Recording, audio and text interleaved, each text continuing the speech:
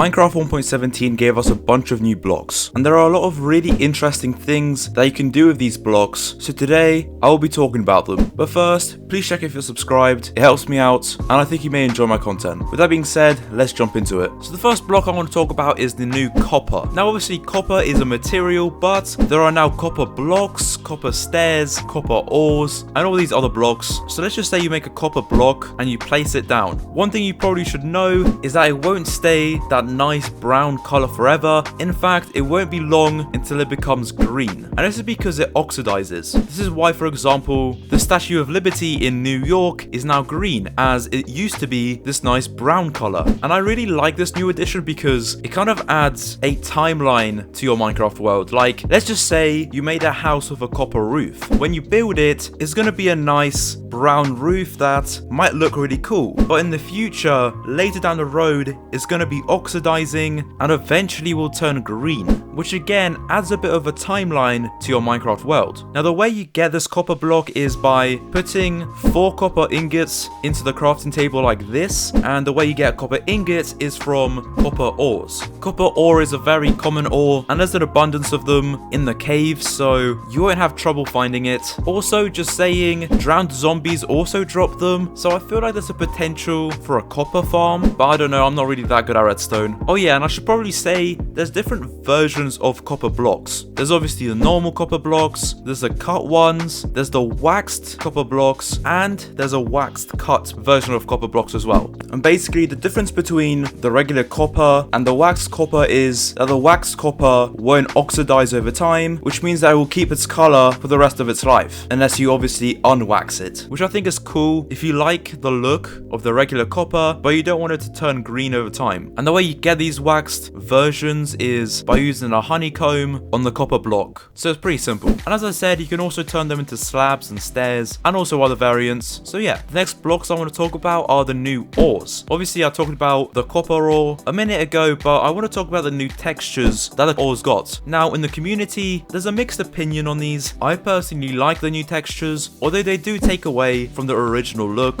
Also, the new ores are slightly different in terms of mechanics. For example, if you mine a gold ore, it will drop you raw ore rather than the raw ore blocks, if that makes any sense. And this is a new addition, which I actually think is pretty cool, because obviously the raw ore is basically the same as the old ore blocks, but now because they drop raw ore, if you use fortune when mining these ores, you can get more, whereas before you could only get one of that ore. Oh yeah, and by the way, this only applies to gold, copper and iron. Another addition that the ores got was that there's a new variant of ores, which is the deep slate ore, and it might look confusing at first, but it is really simple. Basically, with the additions of the new caves, under level 0, or the normal stone turns into black slate stone, and obviously to blend the ores with the new black slate stone, they put the regular ore texture over the black slate stone, and these are found under level 0, and above level 0 is where you find the normal ores. Hopefully that makes at least a bit of sense. The next block that I want to talk about is the amethyst, and this is what it looks like. In my opinion, it looks pretty cool. Now this amethyst will spawn in amethyst geodes, which look like this, and the cool thing about these is that you can just randomly stumble upon them, a bit like you would randomly come across a mine shaft, for example. Now when it comes to the actual block, in my opinion, the sound of them is the best part about them. Let me just play a clip for you.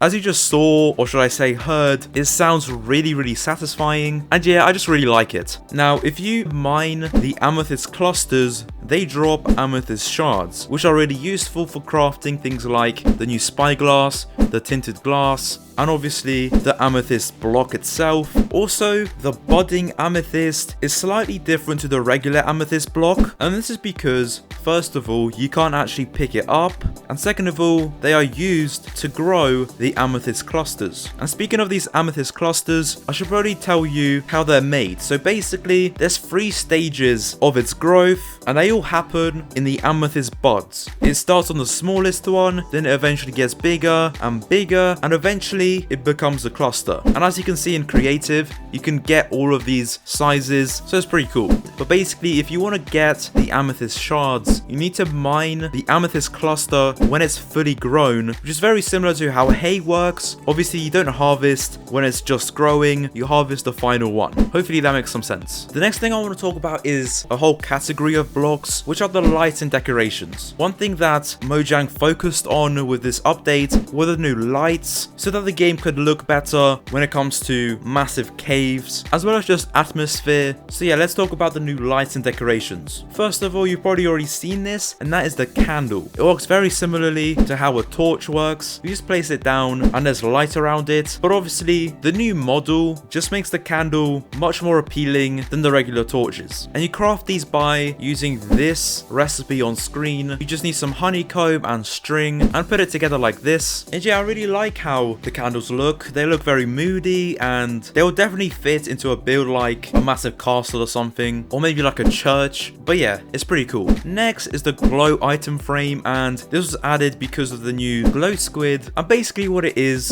a normal item frame that you just put items in, but it glows a bit. And when I say a bit, I genuinely mean a bit, because they don't really glow that much, but I guess it could help it stand out. Now the way it's crafted is very simple. It's literally just a regular item frame and a glow ink sac put together like this. So yeah, that's pretty cool. Another thing that you could use the glow ink sacs on is a sign, and by right clicking a sign with the glow ink sac, it will make the text glow, which I actually think is really cool. For example, you could put do not enter or make sure you're subscribed, or wink wink. And yeah, I think it just makes it stand out, especially in the dark. Next is the powdered snow, and it does look very similar to the normal snow, but it doesn't act the same. First of all, you can go through it, meaning you could also sink through it, and when you're in there, you start freezing, and eventually you're going to start taking damage. You also can't escape out of it, so you're either going to have to mine the snow, or if you're wearing leather boots, you're able to sort of jump out of it. And obviously by using leather boots, you also won't sink through it, which is really cool and useful. And speaking of useful, this new block will actually be amazing, because you can actually place it down in the nether. And this means that maybe if you're speedrunning or you accidentally fell in lava, you can actually put yourself out, which is honestly quite overpowered and will definitely make the nether much safer. Also, you can use it as an MLG water bucket, so in general, it is very useful. Next is the dripstone, and basically what it is